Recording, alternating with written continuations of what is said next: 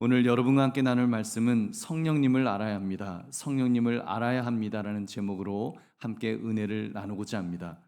지난 주일은 우리 교회에서는 가정주일로 지냈습니다만 절기를 따진다면 성령 강림절이었습니다. 우리 교단에서도 부활절 이후 40일이 되는 주일을 성령 강림절, 50일이 되는 주일을 성령 강림절로 그렇게 항상 지켜왔습니다. 어차피 이것은 절기로 지키는 것이기 때문에 한 주 늦었다고 해서 잘못된 것은 없습니다. 이번 주에라도 성령에 대해서 알아간다면 그 자체로 의미가 있다고 믿습니다. 어제 그 상암 경기장에 가서 빌리그레암 50주년 기념 대회를 참석하고 왔습니다. 한 8만 명, 10만 명 크리스찬들이 참석하는 아주 거대한 행사였습니다. 근데 이단들도 앞에 와서 이제 나가려고 하니까 전단지를 나눠주고 현수막을 붙여놓은 것을 이렇게 보았습니다. 이런 문구도 있었습니다. 재림 예수 교회 그리고 천국이 가까이 왔느니라. 제가 그 문구를 보면서 정말 이단은 역시 그 교리적으로 수준이 떨어져도 참 떨어진다 그런 생각이 들었습니다. 교주가 자기들이 믿는 그 교주가 진짜 재림 예수라고 믿는다면 천국이 가까이 왔다라는 그런 문구는 쓰지 않을 것입니다. 천국이 왔다, 이미 천국이다 이렇게 써야죠. 여러분, 초림과 달리 재림의 예수님은 천사들의 호의를 받으면서 오시는데 그때는 하나님의 나라 천국이 이 땅에 임하게 될 것이라고 성경은 말씀합니다. 인자가 자기 영광으로 모든 천사와 함께 올 때 자기 영광의 보좌에 앉으리니 창세로부터 너희를 위하여 예비된 나라를 상속받으라. 아멘. 어떻게 된다고요? 예수님께서 재림하시면 창세로부터 예비된 나라 천국을 상속받게 된다는 말씀입니다. 그럼 천국이 가까이 온 것이 아니라 재림 예수님과 함께 이미 도래한 것입니다. 근데 초림의 의미가 뭔지, 재림의 의미가 뭔지를 생각하지 못하고 이제 틀린 현수막을 붙여놓는 것을 볼 때 참 역시 이단은 이단이구나 그런 생각을 했습니다. 그런데 더 속상한 일은 그런 정말 그 말도 안 되는 거짓 교리를 내세우는데도 그렇게 이단의 가르침에 훅하니 넘어가는 또 그런 성도들이 있다는 사실이 너무나도 안타까웠습니다. 제 생각에는 너무 외로워서 또는 잘 몰라서 넘어간다는 그런 생각이 들었습니다. 여러분, 성령 하나님에 대한 이해만, 우리가 성령님에 대한 이해만 우리가 바로 하게 된다면 우리 외롭지도 않을 것이고 더군다나 진리에서 벗어나는 그런 일은 결코 없을 줄로 믿습니다. 여러분, 그러므로 성령님을 알아야 합니다. 이 제목으로 성령님에 대해 바른 이해를 가지시기를 주님의 이름으로 축원합니다. 성령님이 누구십니까? 여러분, 첫 번째로 성령님은 또 다른 보혜사라고 하셨습니다. 성령님은 또 다른 보혜사이다. 우리 16절을 함께 읽겠습니다. 내가 아버지께 구하겠으니 그가 또 다른 보혜사를 너희에게 주사 영원토록 너희와 함께 있게 하리니. 아멘. 이 말씀은 예수님께서 제자들에게 하신 말씀입니다. 이제 내가 십자가를 지고 이제 내가 죽을 것이다. 그리고 사흘 후에 부활할 것이다. 이런 얘기를 쭉 하실 때 제자들이 예수님을 제대로 이해하지 못하니까 예수님께서 이제 이 성령님에 관한 말씀을 또한 이렇게 해주신 것이 본문의 내용입니다. 예수님의 말씀을 자세히 살펴보면 성령님을 지칭하면서 또 다른 보혜사, 또 다른 보혜사라고 그렇게 말씀을 하셨습니다. 이 말은 이전 보혜사가 있으시다는 말이겠죠. 그럼 이전 보혜사는 누구실까요? 근데 여러분, 일단 보혜사가 무슨 뜻인가를 알아야 되겠죠. 보혜사는 헬라어로 파라클레토스, 위로자, 상담자, 조력자 또는 대언자라고 이렇게 번역되는 단어입니다. 위로자란 한마디로 힘들 때 손잡아주는 존재를 가리킵니다. 손만 잡아주는 존재겠죠. 상담자는 들어주기만 하는 사람을 가리킵니다. 조력자란 옆에서 도움을 주는 조수 같은 존재를 가리킵니다. 그리고 대언자라는 뜻이 있는데 이 법률 용어로서 법정에서 남을 대변하는 변호사를 가리키는 그런 단어입니다. 이 중에서 특히 대언자, 법정에서 남을 대변하는 변호사의 역할에 대해서 한번 초점을 맞춰봅시다. 조금 전 언급했던 이전 보혜사, 여러분 그 또 다른 보혜사라고 했으니까 이전에 계셨던 보혜사는 누구를 가리킬까요? 예수님이 누구를 지금 말씀하시는 것일까요? 바로 예수님 자신입니다. 예수 그리스도가 보혜사이십니다. 요한일서 2장 1절 우리 같이 읽겠습니다. 나의 자녀들아, 내가 이것을 너희에게 쓰면 너희로 죄를 범하지 않게 하려 함이라. 만일 누가 죄를 범하여도 아버지 앞에서 우리에게 대언자가 있으니 곧 의로우신 예수 그리스도시라. 아멘. 곧 의로우신 예수 그리스도, 그가 누구시라고요? 우리의 대언자이시다. 여기서 대언자라는 말이 바로 파라클레토스, 바로 이 보혜사를 가리키는 것입니다. 즉 예수님이 첫 번째 대언자이시고 성령님은 두 번째 대언자시라는 것을 예수님 말씀하셨습니다. 그럼 우리 예수님께서 어떤 대언자의 역할을 하셨는지를 살펴봐야 되겠죠.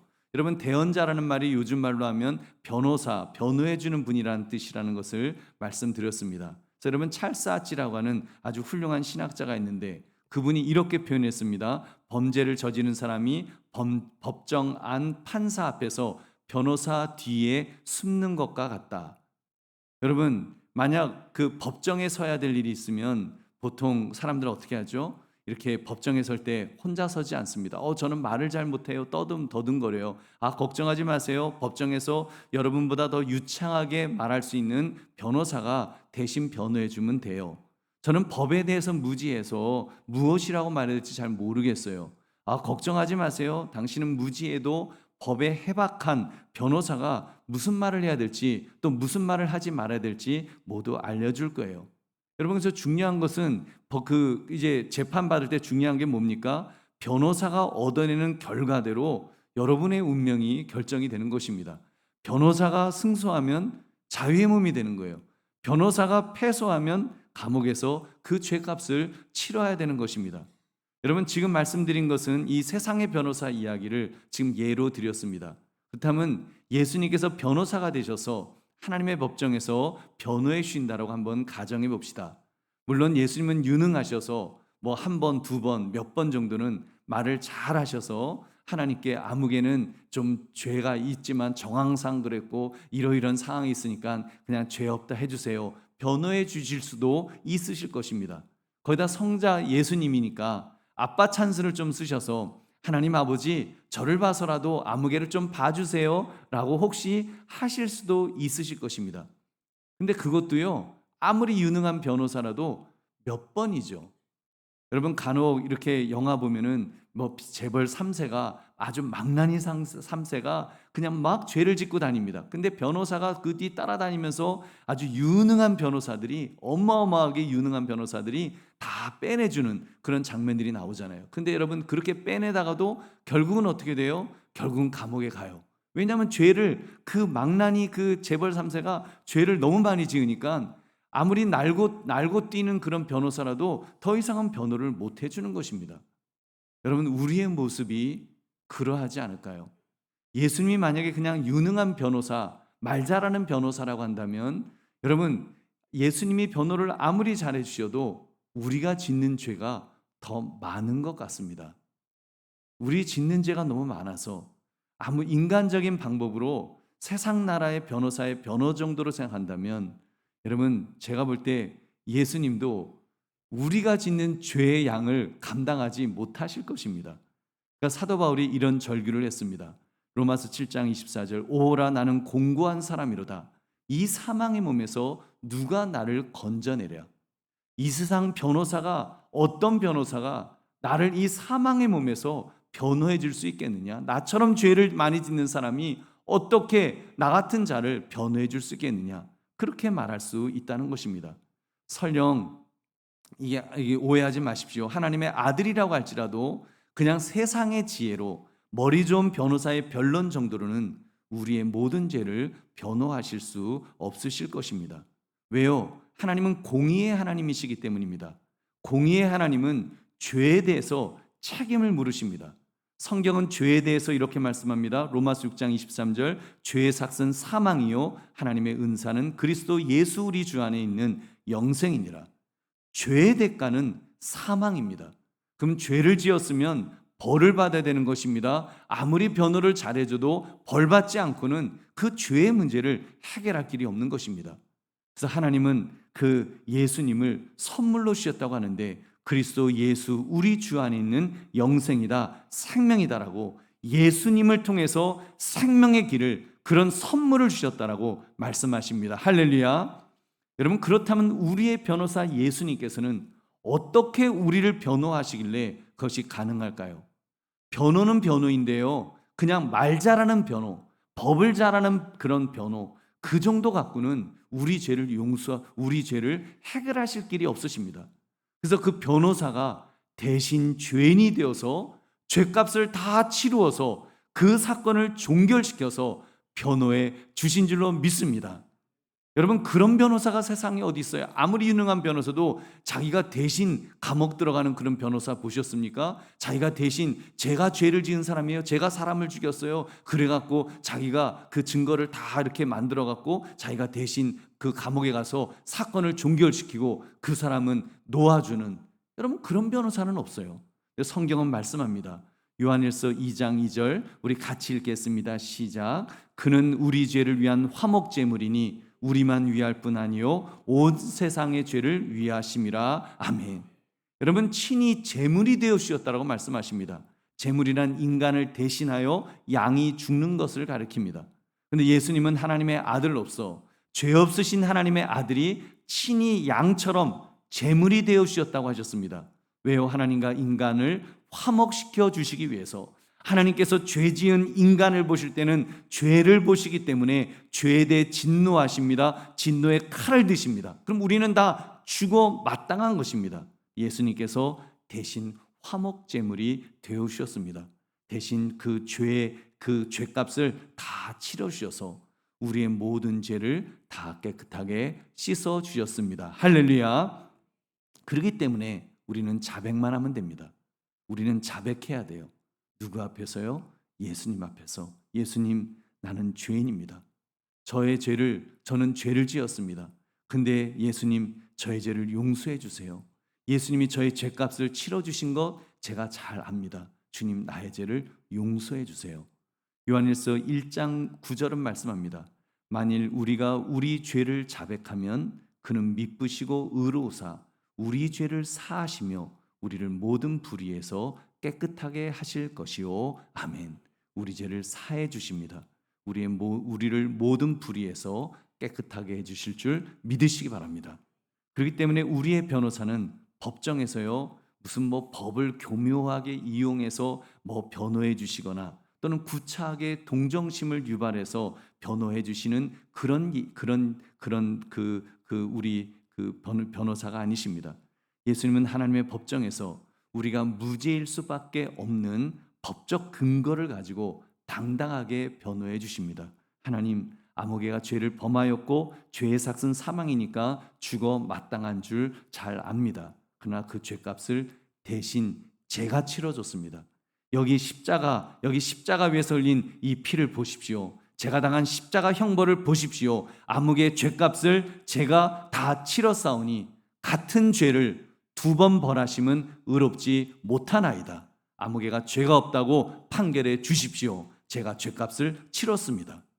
여러분, 얼마나 놀라운 우리 예수님의 사랑의 변론이신지요. 여러분, 그 예수님의 변론 앞에 우리는 의롭다함을 얻은 줄로 믿습니다. 여러분, 그런데요, 더 놀라운 사실은 보혜사 되시는 예수님께서 첫 대언자로서 죄값을 치러주셨을 뿐만 아니라 또 다른 보혜사 성령님을 통해서 영원토록 확증해 주시겠다고 하셨습니다. 예수님의 사역은 이 땅의 공생의 사역으로 이제 끝을 맺으시고 그리고 승천하셔서 이제는 하나님의 우편 보좌에 계십니다.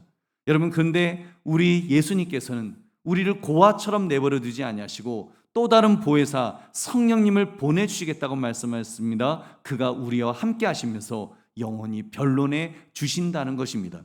성령님께서 우리에게 어떻게 능력을 주시는지는 다 말씀드릴 수가 없겠죠. 너무 많으니까. 우리에게 진리를 가르치시고 예수님께 행하신 모든 것들을 기억나게 하시고 자세하게 가르쳐 주십니다. 그리고 무엇보다도 중요한 역할이 있죠. 양자의 영으로서의 역할, 아예 우리의 신분을 바꾸어 주셨습니다. 무엇으로요? 하나님의 자녀로. 그동안은 마귀의 자녀였는데 우리 죄를 다 용서해 주셨기 때문에 이제는 성령 하나님께서 우리를 의롭다 할 정도가 아니라 이제는 하나님의 자녀로, 이제는 하나님을 향해서 아빠, 아버지라고 불러라, 그렇게 만들어 주셨습니다. 로마서 8장 15절 같이 읽겠습니다.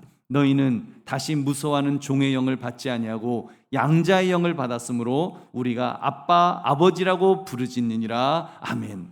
성령님은 양자의 영이십니다. 그래서 우리를 하나님의 자녀로 삼아 주셨습니다. 그렇기 때문에 믿는 자는 누구든지 아빠 아버지 하면서 부르도록, 하나님을 그렇게 부르도록 만들어 주셨습니다. 할렐루야. 우리 보배로운 성도님들, 여러분 그러한 예수님의 사랑을 여러분 느끼십니까?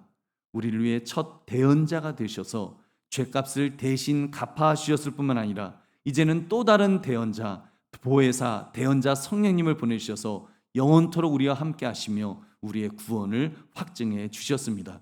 여러분 그 성령님은 계속하여 우리와 함께 하실 줄 믿으시기 바랍니다.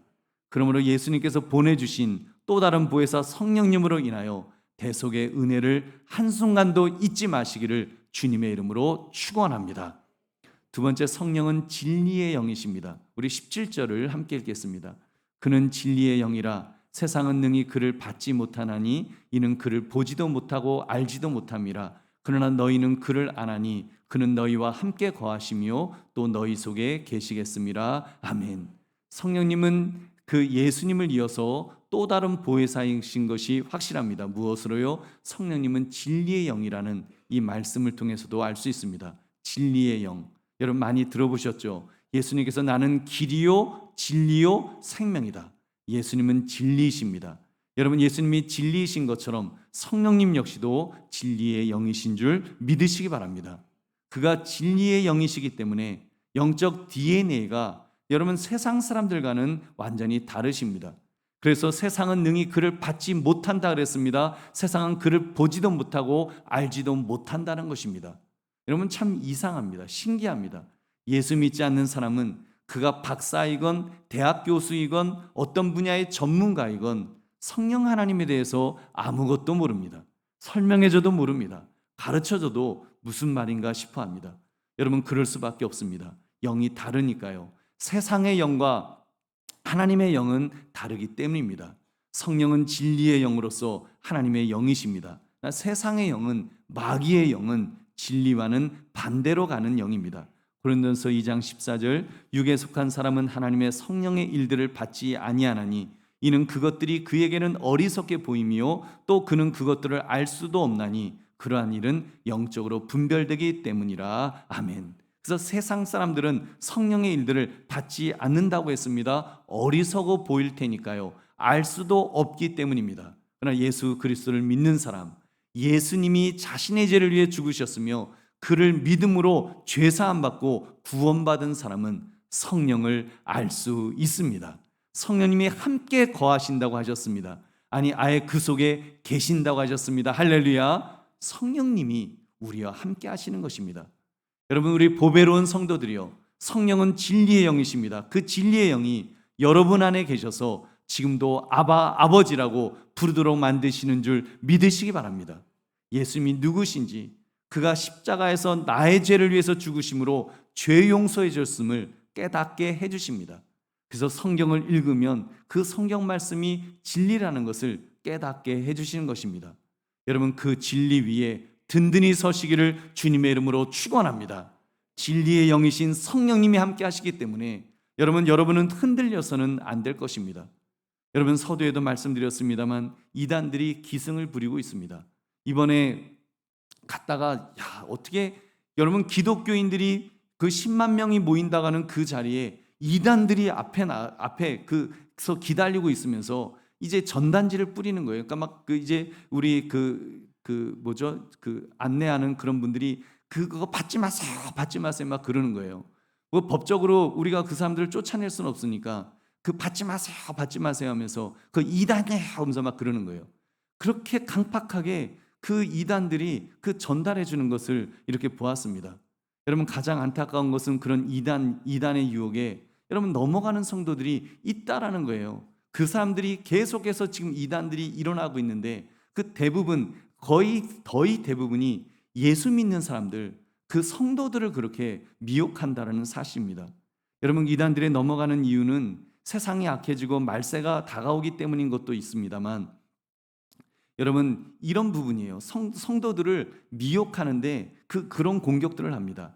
예를 들면 그 뭐죠? 목회자들 한국 교회를 공격할 때 단골로 주장하는 것이 있죠. 목회자들이 썩었다. 한국 교회도 썩었다. 그래서 한국 교회는 구원이 없다. 우리한테 와야 된다. 이제 그딴 소리를 합니다. 네, 여러분 그럴 수 있어요. 한국 교회 목회자들 썩은 사람들 간혹 있습니다. 세상 욕심에 사로잡혀 있고 명예에 사로잡혀 있고 이기심에 사로잡혀 있고 인간 냄새를 풀풀 풍기는 목회자들 있습니다. 저도 그럴 수 있어요. 그러나 여러분 그런 목회자라고 할지라도 여러분 예수 그리스도께서 피값을 주고 사신 교회를 섬기고 있다는 사실을 여러분 꼭 기억하십시오. 그 교회 진리의 영 성령이 계시고 그 성령께서 역사하고 계십니다. 주님께서 포기하지 않으셨다면 여러분 그 교회는 진리 위에 서 있는 줄 믿으시기 바랍니다. 여러분 특별히 저는 그 사실을 그 교회를 섬기는 성도들을 보면 정말 우리 한국교회 성도들을 보면 여러분 하나님이 성령님이 함께 하시는 것을 분명히 체험할 수 있습니다. 얼마나 순수한지 모릅니다. 한국교회 성도들이 얼마나 순수한지 모릅니다. 여러분 설령 정말 욕심에 빠져있는 목회자가 있다 할지라도 그래도 감히 이단의 교리를 가르치지 못하거든요. 그래도 그런 목사님들도 그래도 진리의 말씀을 성경 말씀을 가르칠 때 정말 성도들이 아멘 아멘 하면서 그 안에 계신 성령 하나님께서 은혜 받도록 하시는 것을 저는 봅니다. 여러분 그렇다면 여러분 한국교회에 진리가 있는 줄로 믿습니다. 여러분 그 진리의 그 거룩한 영 성령님께서 교회를 세우시기 때문에 여러분 진리에서 흔들리지 않습니다. 그렇기 때문에 여러분 이단에게 넘어가지 마십시오. 이단이 정말 말도 안 되는 것들을 가지고 말도 안 되는 그 거짓 교리를 가지고 여러분 성도들을 미혹할 때 여러분 넘어가지 마시기를 주의 이름으로 축원합니다. 여러분 성령 하나님으로 인하여 진리에 든든히 서시는 우리 모두가 되시기를 다시 한번 주의 이름으로 축원합니다. 세 번째, 성령을 통해 그리스도가 인격적으로 우리 안에 거하십니다. 우리 18절부터 20절 함께 읽겠습니다.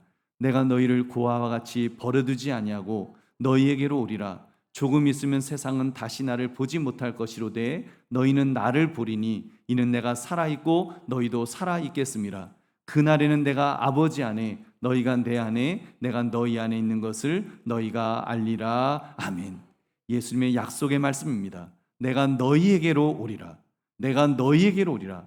예수님께서 승천하신 후에 다시 오시겠다는 그런 의미인 것입니다.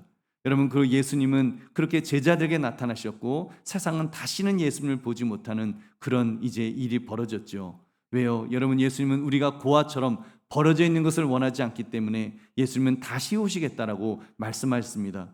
돌봐줄 자 없이 벌어지는 것을 우리 예수님은 우리가 그렇게 사는 것을 원하지 않으십니다.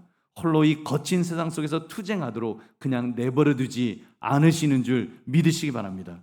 예수님은 우리를 사랑하시니까요. 그렇게 예수님은 우리와 인격적인 교제를 나누기를 원하십니다. 예수님께서 십자가에서 죽으시고 부활하시고 승천하시면 세상은 다시는 예수님을 볼 수 없을 것입니다. 예수님은 하나님의 우편에 계시면서 통치하실 테니까요. 여러분 그렇다고 아무도 안 계신 것은 아닙니다. 예수님이 말씀하셨습니다. 세상은 다시 나를 보지 못할 것이로되 너희는 나를 보리라. 아멘. 너희는 나를 보리라. 여러분 그렇습니다. 예수님은 우리 죄를 위해서 죽으셨지만 죽은 상태로 계시지 않으셨습니다. 부활하셔서 사망을 정복하였습니다. 부활하셔서 영원히 사십니다. 영원히 사시고 믿는 자들에게 내주하시면서 믿는 자도 영원히 살게 되는 것입니다. 영원한 임재 그리스도께서 믿는 자 속에 내주하시기 때문에 그러므로 믿는 자는 영원한 존재가 될 줄로 믿습니다. 여러분 즉 믿는 자는 결코 죽지 않습니다. 믿는 자는 그 안에 내주하시는 그리스도의 영원한 임재에 의하여 영원한 존재가 되는 줄 믿으시기 바랍니다. 우리는 결국은 영원한 존재로 우리는 주님과 함께 왕노릇하게 될 줄로 믿습니다. 바로 이 영적 원리를 우리 안에 계신 성령 하나님께서 행하십니다. 진리의 영이신 성령님께서 깨닫도록 해주십니다. 지금 제가 성경을 읽고 설명드리는 것들도 성령 하나님께서 가르쳐 주시는 것입니다. 성령님은 진리의 영으로 인격적으로 계시면서 예수 그리스도를 깨닫도록 그렇게 만들어 주십니다. 그래서 우리를 마치 예수님이 나와 함께 계시는 것처럼 그렇게 체험토록 해주시는 것입니다. 저는 그런 생각을 해봅니다. 여러분 이 문명의 이기라고는 이 스마트폰 요거 하나만 있어도 영상 통화를 우리가 할 수 있습니다. 멀리 외국에 있는 자녀들과 함께 또는 보지도 못하는 손주들, 여러분 영상 통화를 통해서 우리가 이렇게 이야기할 수 있지 않습니까? 잘 있었어, 뭐 잘 있었어요, 하면서 막 이렇게 서로 대화할 수 있는, 여러분 정말 이런 문명의 이기인 이런 스마트폰 하나만 갖고도 여러분 그 멀리 있는 그런 사람들과 우리가 교제를 나눌 수가 있는데, 하물며 성령 하나님이시겠습니까? 예수님께서 성령 하나님을 보내주시면서 내가 너희를 고아처럼 버려두지 않겠다, 내가 성령 하나님을 통해서 내가 너희와 함께 있는 것을 경험토록 하겠다라고 약속해 주셨습니다. 그 성령님을 우리에게 보내주신 것이 오순절 성령 강림의 역사입니다. 여러분 성부 하나님과 성자 예수 그리스도를 통해서 성령 하나님이 우리에게 오셨습니다. 우리에게 임하셨습니다. 영원히 임하실 것입니다. 버려두지 않으실 것입니다. 여러분이 혹시라도 나 너무 외로워, 나 혼자 있는 것 같아 라고 생각하는 그 순간에도 여러분 안에 계신 성령님은 역사하고 계시는 줄로 믿습니다. 그 성령님이 여러분을 붙들어 주실 것입니다. 위로자가 되어 주실 것입니다. 상담자가 되어 주실 것입니다. 그리고 대언자가 되어 주셔서 우리의 앞서 우리를 책임져 주시고 우리를 보호해 주실 줄 믿으시기 바랍니다. 그러므로 우리를 고아처럼 내버려 두지 않으시고 늘 함께 하시는 예수님에 관하여 성령님을 통해 여러분들 체험하시기를 주님의 이름으로 축원합니다. 네 번째, 성령은 예수님에 관한 것을 가르치시는 영이시라고 했습니다. 우리 25절 26절 우리 함께 읽겠습니다. 내가 아직 너희와 함께 있어서 이 말을 너희에게 하였거니와 보혜사 곧 아버지께서 내 이름으로 보내실 성령 그가 너희에게 모든 것을 가르치고 내가 너희에게 말한 모든 것을 생각나게 하리라. 아멘. 성령님은 예수님이 가르치신 모든 것을 가르치십니다. 여러분 가르치신다는 것은 그 인격이 있으신 분이라는 말이죠. 성령님이 무슨 뭐 파워, 바람, 불 이런 무생물 같은 그런 존재가 아니라 성령님은 인격 있으신 삼위의 하나님이십니다. 근데 그 성령님의 역할이 얼마나 겸손한지요. 놀라울 정도로 겸손하십니다. 성령님은 나 잘났어, 나도 삼위의 하나님이야 하면서 자신을 나타내시려는 그런 분이 아니십니다. 이름 없이 빛도 없이 성자 예수님만을 드러내도록 하십니다. 너에게 모든 것을 가르치고 내가 너에게 말한 모든 것을 생각나게 하리라. 예수님이 말씀하신 성경에 기록된 그 모든 것들이 생각나게 하신다. 새로운 것을 가르치시는 것이 아니라 여러분 성경을 가르쳐 주시겠다라고 말씀하여 주셨습니다. 여러분 그래서 성령님의 역할을 J.J. 패커라고 하는 그 신학자는 이렇게 표현합니다. 건물에 비추는 조명등에 이렇게 비유를 합니다. 여러분 오해하지 마십시오. 인격적인 성령님이신데 그 역할을 말하는 것입니다. 여러분 유럽에 가면 멋진 아주 옛날 그런 건물들, 교회 건물들이 쫙 있는데 아주 되게 멋있습니다. 낮에도 멋있지만 밤에 가면 진짜 멋있습니다. 밤에 가면 황홀할 정도로 멋있어요. 멋있는 이유가요, 여러분 다른 게 아니라 그 조명등, 간접 조명등이 빛을 은은하게 쫙 하고 비춰주는데 얼마나 멋있는지 모릅니다. 아주 그냥 막 어떤 건물은 막 금으로 된 그런 건물 같고, 좀 어떤 건물은 막 너무 막 신비한 그런 모습을 이렇게 볼 수가 있습니다. 여러분 오로지 건물의 모든 특성을 부각시켜서 건축미를 드러내도록 그렇게 하는 조명을 합니다. 우리나라는 사실 그렇게 많이 못하는 것 같아요. 이제 주상복합 아파트 정도의 이렇게 조명을 하는데 좀 조명이 좀 과하기는 합니다만, 아무튼 여러분 그런 간접 조명을 보면서 누가 조명을 봅니까? 저 조명등 저거 되게 이쁘게 생겼네. 조명등은 잘 보이지도 않아요. 감춰져 있고 오로지 건물만이 이렇게 그 칭송받도록 그렇게 하는 것입니다. 우리 성령님의 역할이 그러하다고 믿습니다. 성령님은 예수님에 관한 것을 가르치시는 영이십니다. 그렇기 때문에 예수님만을 드러나게 하십니다. 성령 하나님 스스로 자신을 나타내시는 경우가 결코 없으십니다. 얼마나 겸손한 그런 우리 성령 하나님이신지요. 그러니까 우리 성령 하나님에 대해서 잘 모르잖아요. 우리 성령 하나님에 대해서 막 이렇게 막 성령 하나님 잘 안 그러잖아요. 여러분 그 정도로 우리 성령 하나님은 겸손하신 분이신 줄 믿으시기 바랍니다. 우리 믿음의 사람, 특히 성령의 사람은 저는 그런 모습으로 살아가는 사람들이라고 믿습니다.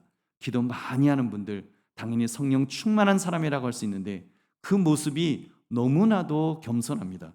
여러분, 이번에 빌리그레암 50주년 기념대회 갔다가 우리 용산에 있는 교회들이 중보기도단 그 이제 임무를 맡아서 기도 역할을 감당했습니다. 처음에는 무대 가까이에 이렇게 배치시켜 준다 그래서 되게 기대를 했습니다.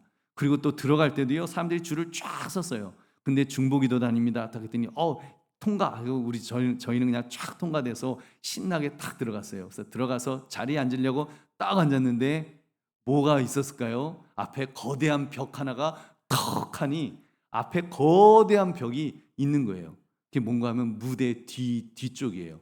무대 앞쪽에는 이렇게 그 LED 스크린을 큰 거, 대형 스크린, 아주 어마어마하게 큰 대형 스크린을 쫙 설치해 놓는데 대형 스크린 뒷면인 거예요. 뒷면.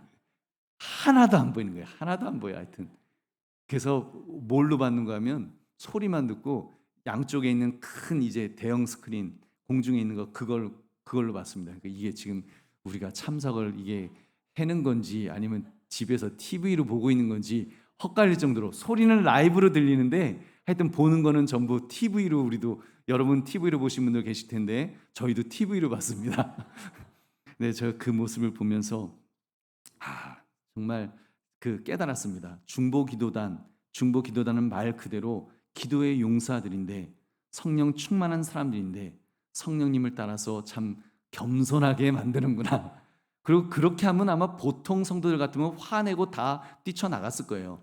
화내면서 아니 우리를 이따위 자리에 줘, 다 화낼 텐데 역시 중보기도단은 다른지 아무도 불평을 안 하는 거예요. 저 혼자 불평했어요.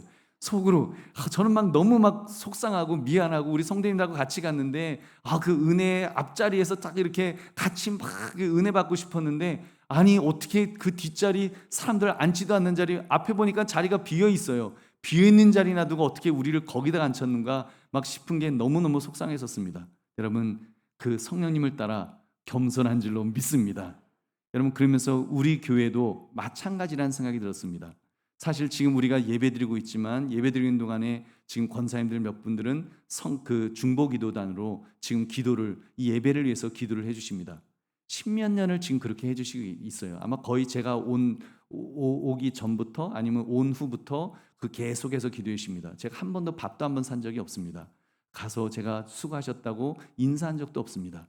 계속하여 그렇게 기도하시다가 천국 가시고 그렇게 기도하시고 지금 계십니다. 여러분, 하나님께서 갚아주실 줄로 믿습니다.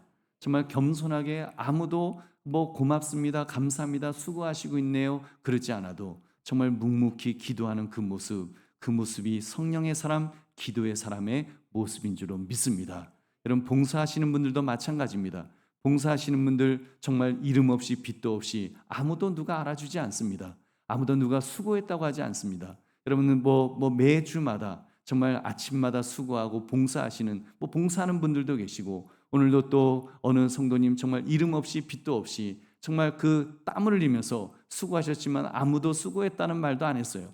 그러나 묵묵히 할 수 있는 것은 성령 하나님께서 겸손토록 하시는 성령 하나님께서 감동을 주시고 그렇게 만들어 주신 줄로 믿습니다. 여러분, 그런 분들은 시험 들지 않아요. 누가 칭찬해 주지 않아도 성령 하나님께서 감동을 주시기 때문에 성령 하나님의 인도하심을 따라하기 때문에 겸손한 줄로 믿습니다. 그렇습니다. 성령님은 우리에게 역사하시는데 내 뜻이 이렇다, 나는 이런 것 해야 기쁘다, 성령님이 성령님의 뜻을 강요하시는 것이 아니라 강조하시는 것이 아니라 오로지 성자 예수님의 성부 하나님과 성자 예수님의 보내심을 받은 그런 분으로서 그 뜻을 전하려 하십니다. 그래서 예수님이 드러나도록 오직 예수님의 말씀만이 드러나도록 그렇게 역사하시는 우리 성령 하나님이신 줄로 믿습니다. 그렇다면 예수님의 말씀을 기억나게 하시고 가르치시는 성령님을 따라 더욱 겸손하시기를 주님의 이름으로 축원합니다. 말씀을 맺습니다. 부활절이 지나고 이제 한 57일 정도가 지났습니다. 지난주가 50일째 오순절, 소위 성령 강림절이었다고 했습니다. 그리고 일주일이 더 지났습니다. 성자 예수님께서 보내신 성령님, 이 성령님에 대해서 우리 더 민감해집시다. 성령님에 대해서 우리가 잘 알면 알수록 우리는 진리에서 흔들리지 않을 것입니다. 그분은 또 다른 보혜사라는 사실을 기억하시고 진리의 영이심을 기억하시고 우리를 인격적으로 대하시며 영원히 함께 하시는 분이심을 꼭 기억합시다. 그리고 무엇보다도 겸손하게 예수님만을 드러나게 하셨다는 사실을 꼭 기억합시다. 우리도 그 성령님께서 나와 함께 하고 계십니다.